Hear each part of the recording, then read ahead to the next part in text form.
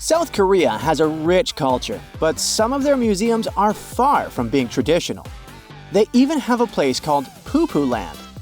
You got me right. This museum is all about feces, human gases, and more. It's 3 floors of wacky and colorful exhibits that will make your Instagram followers go wild. The bravest ones can eat out of a fake toilet pot while in this museum. But the real fun begins when it's time to leave.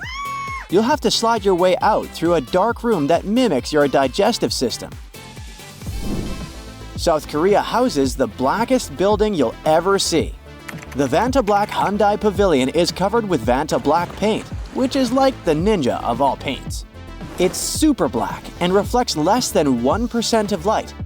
The pavilion was created for the crisp, white backdrop of the 2018 Winter Olympics. Standing at 33 feet tall and 115 feet long, this building sucks up over 99.96% of light, so it's as black as a black hole.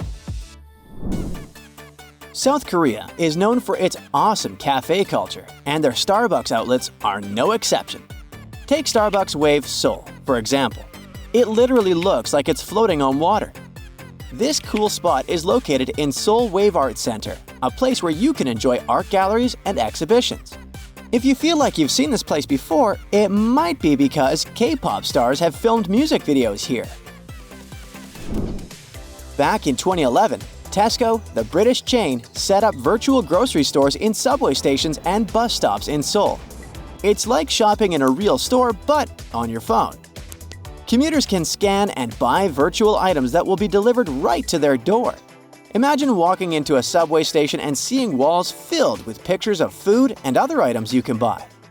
You can just scan special QR codes with your Home Plus app and boom, your groceries are on their way to your house. Order by 1 p.m. and you'll have your stuff that same day. You must have heard about the main star of Korean cuisine.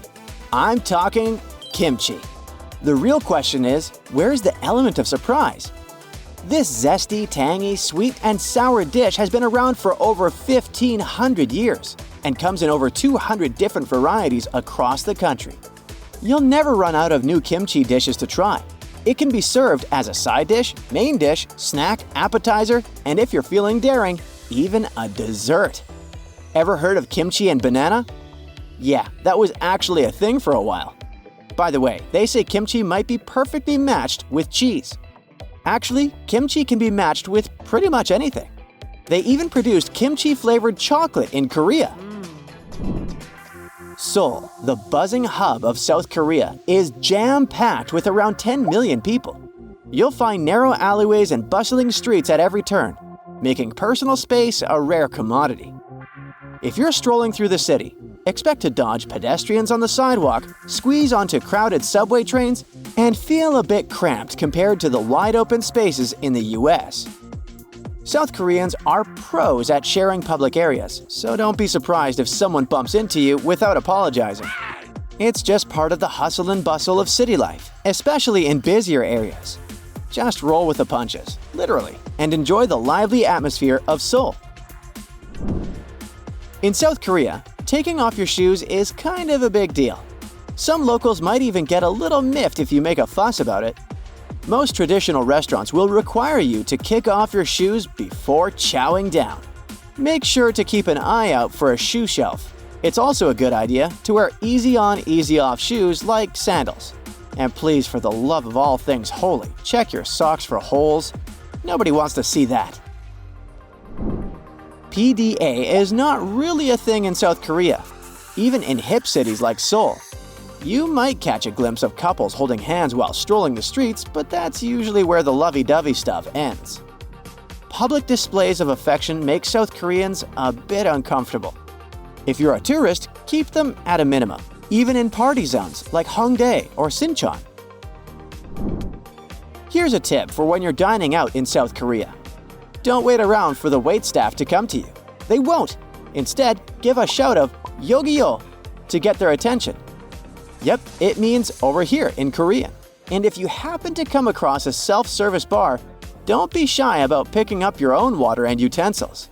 It's all about DIY in some places, so get ready to take matters into your own hands.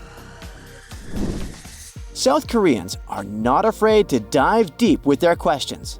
I mean, people you barely know may ask about your personal life or how much dough you bring in. So if someone starts getting all up in your personal biz or you feel like they're crossing the line, just remember, they're probably just curious and looking to connect. Don't sweat it. They're not being rude, just eager to get the convo going. In the US, it's totally cool to ask chefs to switch up ingredients for allergies or preferences. But in South Korea, it's a different story. Traditional Korean dishes are cooked up with specific ingredients for hours, so don't expect them to just switch out meat for veggies. It's not that chefs are being difficult, it's just that they put a lot of effort into making that perfect dish. So when you're chowing down in South Korea, make sure you pick something that matches your dietary needs. In South Korea, toilets are seriously next-level cool. They've got cozy, heated seats. They actually play a little jam for you while you do your business, and they've got these handy wands that spray warm water to give you a nice, refreshing clean. Some of them even have built-in dryers that blow warm air to get you all nice and dry afterwards. Just like any other country, South Korea has some issues. They're facing a spy camera problem. It's still a big issue, despite tough laws. It seems like spy cameras are way too easy to get a hold of, with students even using them to film teachers and classmates. Efforts to regulate them haven't been very successful yet, but people are pushing for stricter rules and penalties. Ever been to Italy and witnessed the lively debates that turn out to be just friendly conversations with a side of dramatic arm gestures? Well, get ready for a similar revelation in Korea. Korean conversations are full of deep voices, power-packed expressions, and the occasional shock factor. That lady at the restaurant who seems like she's about to yell at you? Don't worry, she's just super excited to show you the menu. It may seem a bit overwhelming at first, but trust me, Koreans are some of the friendliest folks you'll ever meet. Soak in the melodic flow of their language and let yourself be swept away by the welcoming vibes of this vibrant culture. Still, even though the Korean language is expressive, when you hop on a bus or train in South Korea, don't be surprised if it's quieter than a library. Locals are all about their headphones, jamming out to their favorite tunes instead of chit-chatting. It's a stark contrast to the West, where everyone's gabbing away or catching up with loved ones on the phone. So if you're cruising through Seoul and feel the urge to crank up the volume and start a lively convo, think again. Being loud on public transit is a dead giveaway that you're not from around these parts. While no one will hush you outright, expect some disapproving glares and whispers from the elderly squad if you take it too far. Better keep it cool and blend in like a true South Korean, right? That's it for today. So hey, if you pacified your curiosity, then give the video a like and share it with your friends. Or if you want more, just click on these videos and stay on the bright side.